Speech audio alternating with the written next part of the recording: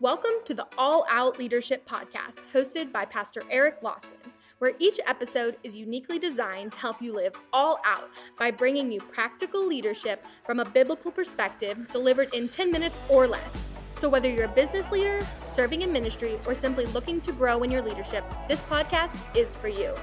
Before we dive into this week's topic, make sure to subscribe to the podcast and download the show notes at ericlawson.com/podcast. And while you're at it, feel free to share the content on social media.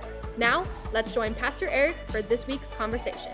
We're picking up in the story of David, 2 Samuel chapter 19, and what we see is after the death of Absalom, David's heart is stricken with grief, and we read verses 1 through 3, and Joab was told, "The king is weeping and mourning for Absalom."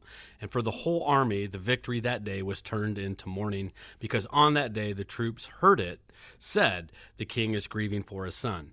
The men stole into the city that day as men steal in who were ashamed when they flee from battle.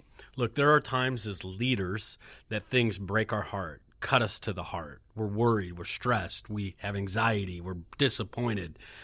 But how we manage that in public and what we let people see is very, very crucial to our influence as leaders.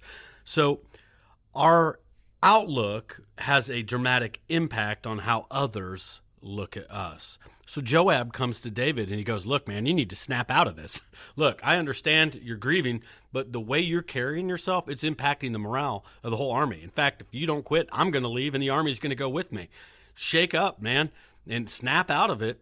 And there are times that you're leading and bleeding at the same time. David was bleeding emotionally, but he still needed to be a leader. And there are the right places to bleed, and there's the wrong places to bleed.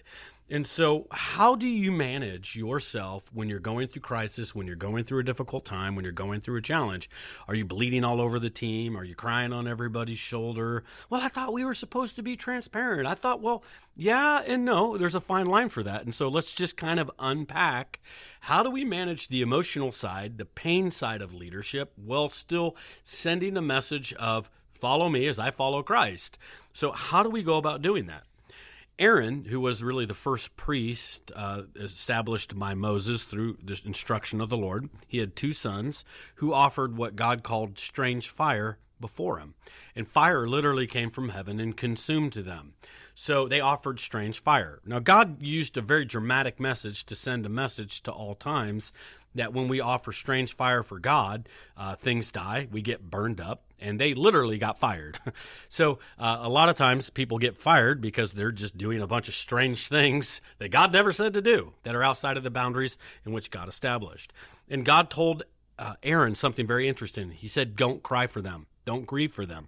Now, part of it was he knew that if he's mourning and he's grieving, then it would send to Israel this message, "Feel sorry for me."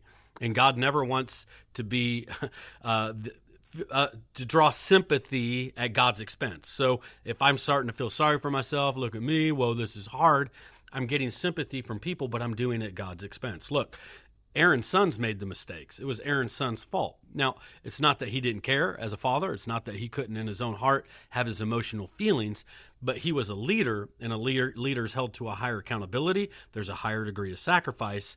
And so what he needed to send to the people was, I'm behind God on this, and my kids disobeyed God, and they suffered the consequences for their own decisions. And as a leader, I'm here representing God, and I'm on God's side in this situation. And so there's just times that how you portray yourself when you're going through a crisis is really what determines how people respond to you and how they respond in the midst of that company and that crisis. When you look at the Apostle Paul, if anybody had a right to feel sorry for themselves in the Bible, it was the Apostle Paul. He was shipwrecked. He was, beaten with rods. He was stoned to death with rocks and left for dead. And he goes on and on and on. I've had like a paper cut. I've had a couple negative emails. I've had nothing compared to the Apostle Paul. My air conditioner went out one time. Whoa, I feel sorry for myself. Like, Paul had legitimate challenges and sufferings. And you know what? He never one time felt sorry for himself. In fact, he's in a Roman jail cell, writes the book of joy called the Book of Philippians, and he's writing from a Roman jail cell chained literally to a Roman soldier 24 hours a day. And he shares with us the secret to having joy in the midst of problems, in the midst of crisis. In the very first chapter alone, he mentions the name Christ 18 times. And he uses the word Christ 50 times in the next 4 chapters. Why? He could maintain joy because his mind was continually on Jesus. The key to joy in the midst of whatever challenges we face is just to keep our eyes, keep our mind on Jesus. Jesus, the example of leadership, he went through stressful times. Matthew 26, verse 36, then Jesus went with his disciples to a place called Gethsemane, and he said to them, sit here while I go over there and pray. Then he took Peter, took 2 sons of Zebedee, that's James and John, along with them, and he began to be sorrowful and troubled. And then he said to them, my soul is overwhelmed with sorrow to the point of death. Stay here, keep watch with me. Going a little further, he fell on his face to the ground and prayed, my Father, if at all possible, let this cup be taken from me, yet not my will, but your will be done. Now, he didn't share the full depth of his pains and his emotions with the 12. He shared it with the 3. And so Jesus is showing us, you can't just show everybody the same level of pain, the same level of fear and emotion with everybody. Jesus didn't do that. Now, didn't mean he wasn't authentic. He was authentic. He was just authentic at the right place at the right time with the right people. Not everybody can handle what you feel. And so publicly, as a leader, your job is to bring faith in the midst of a bunch of fear. Your job is to fill the vacuum with courage. Your job is to bring vision where there's no vision. And inside you, you may have all kinds of pain. You may have all kinds of turmoil going on, but that's between you and Jesus, and you process that in the right place. Hey, a counselor, that's a great place. The thing I love about a great counselor is, number one, legally, they can't tell other people. So you can go in there and pour your heart out and say everything you want to say, and they can't tell anybody. You need a safe place to be able to process and be completely vulnerable. Then you need some really close prayer partners that you have one another's back. They're trustworthy. You can share what you're going through. That's what Jesus had with Peter, James, and John, and that's who he was most vulnerable with. To the public, I love the statement, never let them see you sweat. You never saw Jesus sweat. I take it a step further. I go, more importantly, never let them smell you sweat. Because if they smell you sweat, that's just bad. All right? So here we go. There's a time in ministry. There's a time in leadership. There's times as a CEO, as a boss, as a manager, you're going to be leading while you're bleeding. And it's just knowing the right appropriate places to be able to share those vulnerable moments. But as a leader, you're bringing faith, you're bringing courage, because that's what the crowd follows and that's what the crowd takes their cues from. If you're panicked, they're really panicked. If you're afraid, they're really afraid. So your job's to bring peace in the midst of the storm. Thank you for joining us on the All Out Leadership Podcast.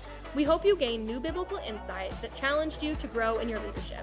If you've enjoyed this week's episode, we would love your help in getting the content out farther. You can help by subscribing to the podcast at ericlawson.com/podcast and telling others about it. Next week, Pastor Eric will be back with another episode. So until then, we hope you have a great week being an all-out leader.